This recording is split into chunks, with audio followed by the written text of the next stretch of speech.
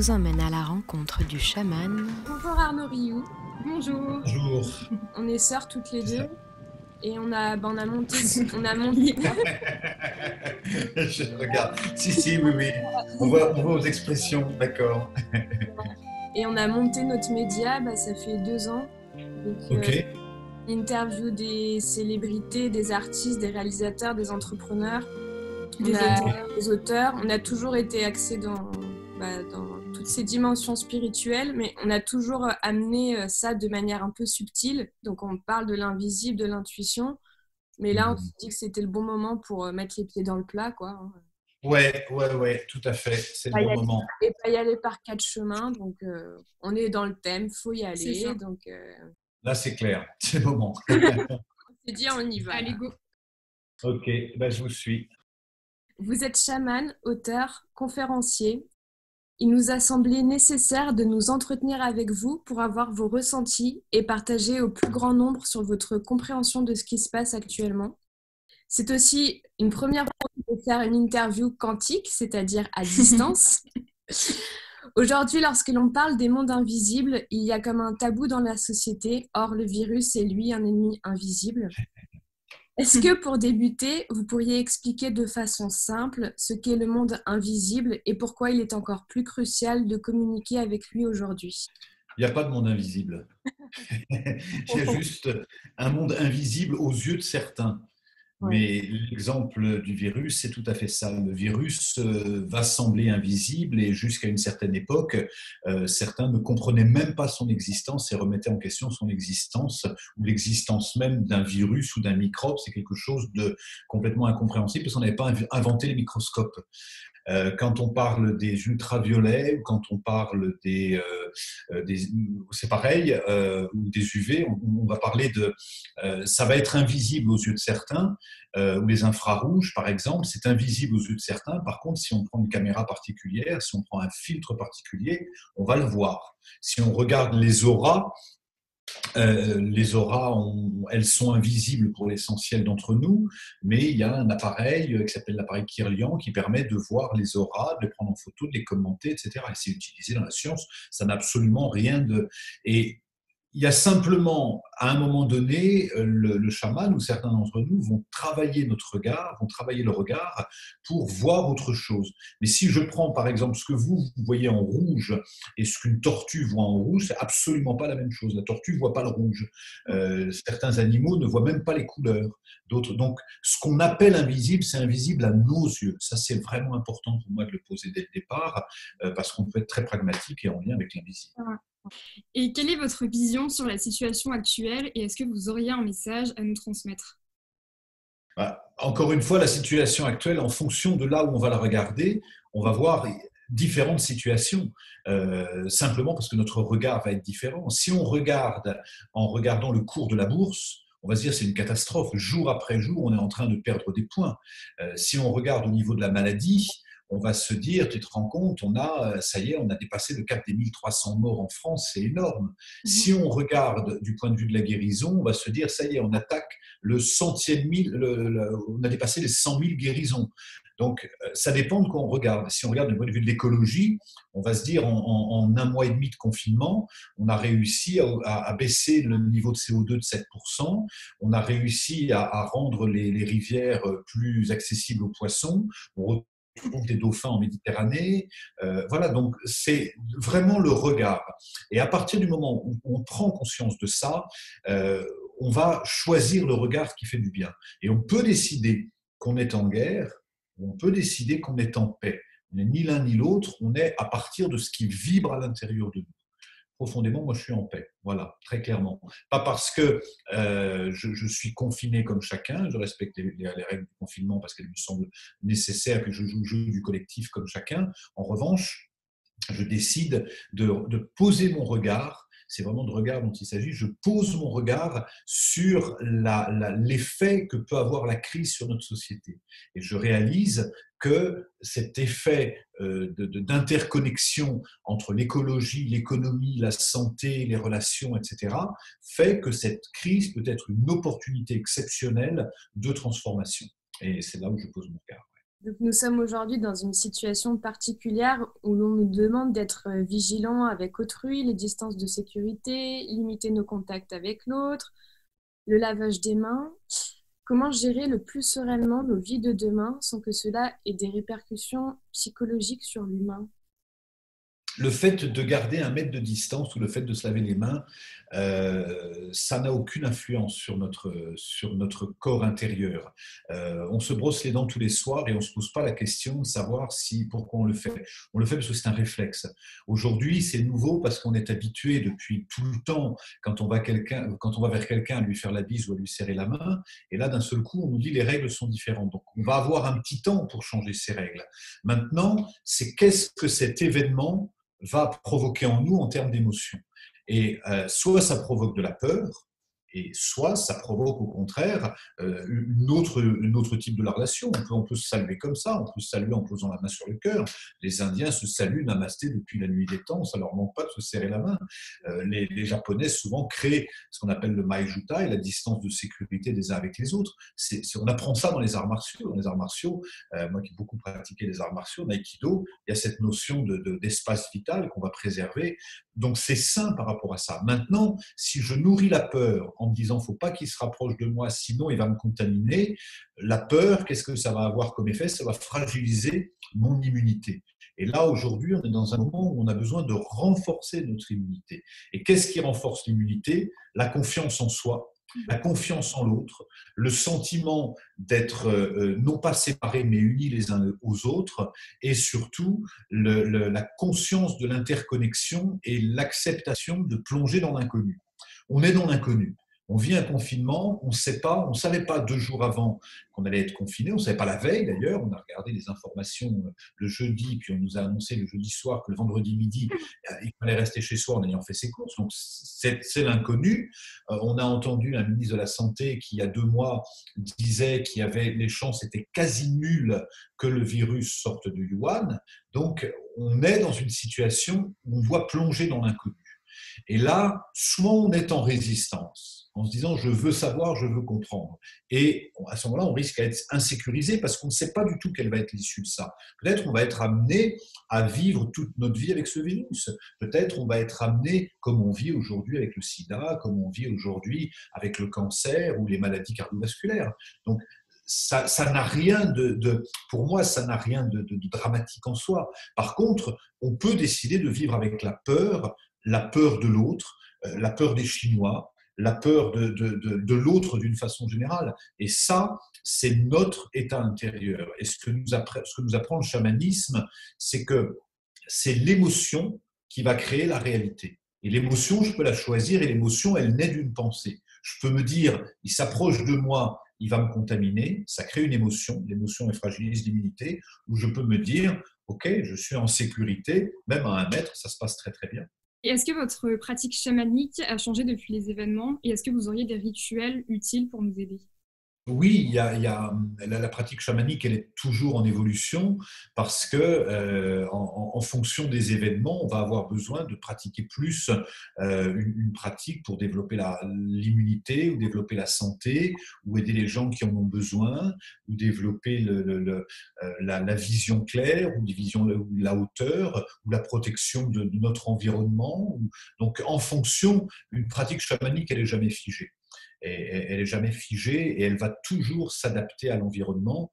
Et là, en ce moment, c'est certain que les pratiques comme les pensées sont très orientées sur la guérison, mais sur une guérison pas du virus, parce que ce n'est pas ça qui m'inquiète, c'est vraiment sur une guérison des peurs et sur une guérison de la transformation pour aller vraiment dans une transformation positive. Moi, je trouve cette période magnifique. Ça fait des mois, ça fait des années que les chamans annoncent qu'on est à la fin d'un cycle.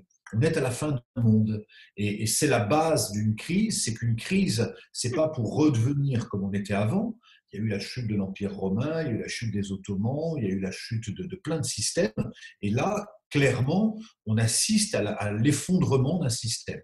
Et dans ce système, tous les intersystèmes sont connectés, système économique, système écologique, système de santé, système de relations, tout est interconnecté. Donc il y a un système qui s'effondre, il y en a un autre qui naît, c'est super. Moi, je suis très, très optimiste et très positif. Je suis vraiment pas en guerre du tout. Je suis complètement en paix. Et justement, est-ce que nous avons eu des avertissements du monde des esprits sur ce qui est en train de se produire et que nous n'avons pas eu envie d'entendre? Ça fait des années qu'on en reçoit des avertissements pour nous dire que la Terre est en danger, que la Terre n'en peut plus, que la Terre étouffe. En 40 ans, c'est-à-dire en rien du tout à l'échelle de l'humanité, on a exterminé 90% des vers de terre, ce qui veut dire qu'on a quasiment rendu la Terre stérile. En 40 ans, on a mis autant de plastique dans les océans qu'il y a de poissons. On a pollué l'air, on a gavé les terres de pesticides. Donc on reçoit des signaux à tous les niveaux. On reçoit des signaux au niveau de la santé. Il y a eu beaucoup de fragilité au niveau de la santé. Il y a eu beaucoup de fragilité au niveau des conflits. Il y a un mois, on se demandait si il fallait le glyphosate l'autoriser à 50 cm, à 1 mètre, à 10 mètres ou à 100 mètres. On a plein d'alertes qui nous disent la Terre est vivante, on a besoin de renforcer notre immunité, on a besoin d'apprendre à vivre avec le vivant. Et là, ce qui se passe symboliquement, on se dit, parce que pour les chamans, le monde extérieur est une fractale du monde intérieur, donc il n'y a pas la Terre et nous, il n'y a pas les animaux et nous, il y a l'humanité. Et on fait partie de cette humanité. Et ça serait bien malin de se prendre aujourd'hui comme une forêt, comme une feuille d'un arbre en disant regarde comme ils sont malades, en regardant les autres feuilles contaminées. C'est l'arbre qui est malade. Ou une vague qui serait à se dire regarde, il y a la tempête. On est dans la tempête et nous sommes l'humanité, on est tous interconnectés et nos systèmes économiques, écologiques sont interconnectés. Donc, tout est interconnecté, les signaux on les a eus et le message maintenant c'est puisque on n'arrive pas par nous-mêmes à ralentir et à s'isoler, on a eu le signal orange, on a eu le signal rouge, là on a le signal noir, puisque c'est comme ça, on met 2 milliards, je crois, de population en quarantaine. Quarantaine, c'est 2 fois 20, c'est l'année 2020, 20-20 c'est quarantaine, 20 c'est le jugement, donc où qu'on regarde, quels que soient les signaux qu'on regarde, ça correspond avec le calendrier Maya, d'ailleurs 2020, ça correspond, tout est cohérent, il y a juste, mais on a eu beaucoup de signaux qu'on n'a pas entendus, et là les signaux qu'on a, c'est on va avoir besoin d'un choc pour s'arrêter, sinon on ne s'arrête pas. C'est comme le type qui d'un seul coup fait un burn-out parce que ça faisait 2 ans qu'il travaillait comme un malade. Là, on a un choc qui nous dit on va s'arrêter. C'est comme ça, on ne sort plus de chez soi. Le deuxième enseignement, c'est on est tous interconnectés. Et si jamais la France est soignée, mais que la Belgique ou l'Iran ou le Bangladesh ne sont pas soignés, ça veut dire qu'il y aura des foyers restants dans le monde. Donc on devra tous se soigner ou personne. On sera obligé de faire ça. On sera obligé d'aller vers une prise de conscience des causes de la maladie. On sera obligé de mettre à jour les scandales sanitaires, financiers qui probablement se cachent aussi derrière ça. Donc, on va avoir une remise à plat et par rapport à ça, oui, on a eu beaucoup d'indices. On va avoir une crise financière obligatoirement. Les économistes sont déjà à mesurer, à se dire, tiens, la France va perdre 5% de son PIB. Mais est-ce que c'est si important? Est-ce que c'est si important? Est-ce que c'est ça qui nous préoccupe au quotidien? Non, pour l'instant, c'est pas ça qui nous préoccupe. Et justement, est-ce que pour vous, ce serait le moment opportun pour chacun de réveiller le chaman en nous? Plus que jamais, puisque là, on est confiné de toute façon. On est confronté à nous-mêmes. Et qu'est-ce qui se passe quand on est face à nous-mêmes? Soit on ne se supporte plus, enfin quand je dis à nous-mêmes, ou dans notre confinement, si on est avec nos enfants, d'un seul coup, on se rend compte qu'on ne les connaît pas. Ou alors on est avec notre compagne, on ne la connaît pas, donc on est obligé d'être confronté avec notre cellule familiale ou amicale, ou solitaire, en tout cas avec nous-mêmes. Qu'est-ce qui se passe? Vous êtes confinés toutes les deux, apparemment. Donc, si on est confiné, est-ce qu'on se supporte? Et là, c'est la méditation. Donc, le réveiller le chaman qui est en soi, ça commence par plonger en soi pour identifier, pour mieux se connaître déjà, mieux connaître ses ressources, son immunité, sa foi, etc. Et ça, c'est une période bénie, je trouve. Et est-ce que vous pensez qu'une ouverture de conscience mondiale est en train de se produire? Et si pour vous, justement, c'est le début d'un nouveau monde à construire? C'est en tout cas ce que j'appelle de mes vœux. Longtemps, on a cru qu'il fallait qu'il y ait 50% de la population qui aille dans un sens pour que ça bascule. Je dis ça par rapport à un nouveau monde. Ça fait des années maintenant que la notion de nouveau monde, c'est pas de la science-fiction. On voit bien que l'économie, elle est obsolète, telle qu'elle marche, ça marche plus comme ça, que les entreprises ont de plus en plus de mal à recruter, que c'est fragile tout ça. Il y a un virus, un petit virus invisible, et l'économie mondiale est à plat. Donc ça veut dire qu'il y a un truc qui ne marche pas. Dans les peuples premiers, ça ne fonctionne pas comme ça. Quand il y a des maladies, ça continue. Il y a une espèce d'équilibre qui fonctionne toujours parce que en lien avec la nature. Donc là, aujourd'hui, il y a pour moi une prise de conscience qui se fait. Combien de pourcents, j'en sais rien. Mais en tout cas, il y a un point de bascule qui est possible et on a, pour moi, quelques années devant nous pour vraiment embarquer le monde dans une autre direction, dans un nouveau monde. Et dans ce nouveau monde, quand je dis ça, on me dit que je suis utopiste, mais l'utopie, dans l'étymologie, c'est celui qui, sur les mers, s'oriente vers des territoires non explorés. Donc oui, j'assume complètement mon utopie réaliste. Et quand on est dans cette forme d'utopie dynamique, on va se rendre compte que de tout ce qui ne fonctionne pas. Et on va alors, à ce moment-là, se retrouver et s'inspirer de la sagesse des anciens, la sagesse des peuples premiers, la sagesse des chamans, des yogis, qui disent la même chose depuis 80 000 ans. C'est ça quand même, l'enseignement des chamans, c'est quand même un enseignement qui a accompagné les premiers hommes, qui nous parle du respect des 5 éléments à l'intérieur de soi, à l'extérieur de soi, des 4 directions printemps, été, automne, hiver, du respect du vivant, et on va être obligé de passer par là parce qu'on s'est coupé du vivant. On a poussé hors sol peut-être depuis 40 ou 50 ans. Et donc, on a besoin d'entendre et de réveiller le chaman en soi parce que le chaman, c'est aussi un intuitif, c'est un guerrier, c'est quelqu'un qui prend ses responsabilités et c'est le moment. On est bien. Et tous les matins, vous faites un direct sur Instagram où vous tirez une carte avec l'animal totem de la journée. Ouais. Vous pouvez nous expliquer finalement comment celui-ci peut-il nous aider dans notre quotidien? En fait, depuis la nuit des temps, l'homme s'inspire des animaux quand il a besoin de développer une qualité. Donc, on s'inspire de l'ours pour avoir de la force, on s'inspire de l'aigle pour prendre de la hauteur, de la chenille qui se transforme en papillon dans un moment de… Et ça, c'est comme ça depuis la nuit des temps. Les premiers hommes, même dans les grottes de Lascaux et ailleurs, les premiers hommes dessinaient les aurochs, dessinaient des ours, pour se donner de la force. C'était vraiment des rituels chamaniques. Puis nos ancêtres, les Celtes, portaient des peaux de bêtes ou des colliers avec des griffes d'ours ou des cornes de bélier sur leur casque pour développer la qualité d'un animal. Et aujourd'hui, justement, par le quantique, on n'est pas obligé d'aller égorger un ours pour se mettre Non, il suffit simplement de se connecter à son énergie. En hypnose, on parlerait de modéliser. Toute la base de l'hypnose, on modélise une figure, une personnalité ou une personne. Là, ce qu'on fait, c'est qu'on modélise la qualité d'un animal. Et donc, c'est vrai que sur Instagram, en ce moment, ça m'est venu pendant toute la période du confinement de tirer un animal totem. Et c'est un animal qui va nous aider à développer une qualité. Le bison qui nous rappelle que tout est en nous, l'aigle qui prend de la hauteur, le bélier pour la persévérance, le renard pour se repérer. À chaque fois, et comme j'ai créé il y a quelques années de ça un oracle qui m'a été inspiré avec 50 animaux, et ben, à partir de là, je vais solliciter le message de chaque animal chaque jour pour voir vers quoi ça peut nous accompagner. Nous, on adore en tout cas. Super. Et est-ce que vous avez un dernier conseil pour booster notre système immunitaire?